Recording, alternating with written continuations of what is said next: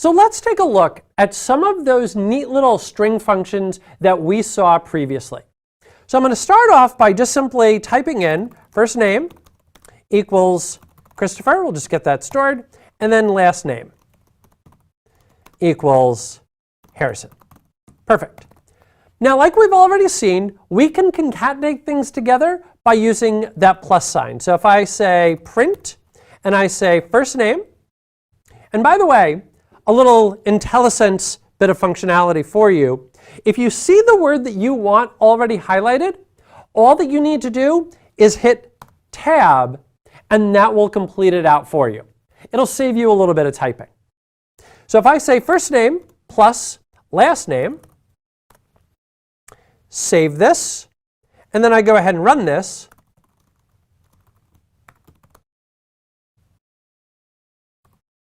whoops, there we go. Make sure I'm in the right spot. You'll notice that it prints out Christopher Harrison. Now, if I update this, let's go ahead and put in our print, and then we'll say hello,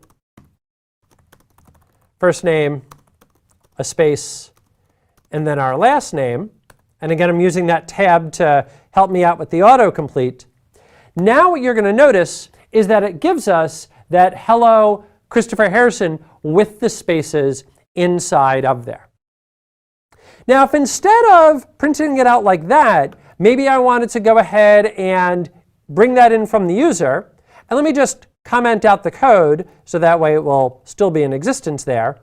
I could go ahead and say first name equals input, and we'll say please enter your first name.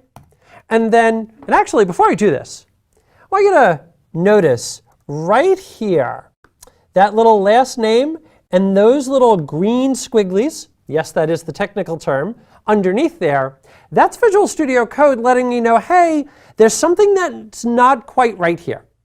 If you ever see that, you want to pause, take a look at your code, and see if there's potentially a mistake. In my case, the mistake is that I haven't declared last name yet. Remember, we had it up here, but we've commented it. And remember what Susan taught us earlier, that when you comment out a line of code, that's now not going to run any longer. So let me go ahead and enter in our last name here. And we'll say, please enter your last name.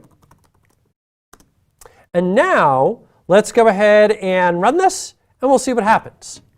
So it asks me, please enter my first name, Christopher. Please enter my last name, Harrison. Hit enter, and now it tells me, hello, Christopher Harrison.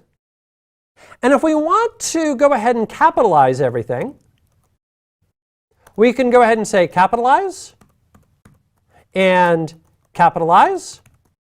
Again, we'll save that. And now let's come back and rerun our code. What's my first name? And I'm going to shout it, Christopher. What's my last name? Harrison. And you'll notice the results here that we wind up getting that Christopher Harrison with just the capital C and the capital H, because once again, we've used that capitalize from before. Now, if we want to do things like lower and upper and so forth, all of those are available to us inside of Python. Now, if you want to get in and see some of the other things that you could potentially do with strings, you can take a look at the docs inside of Python. Those are some of the more common ones that you'll find yourself reaching for when you get in and start working with strings inside of Python.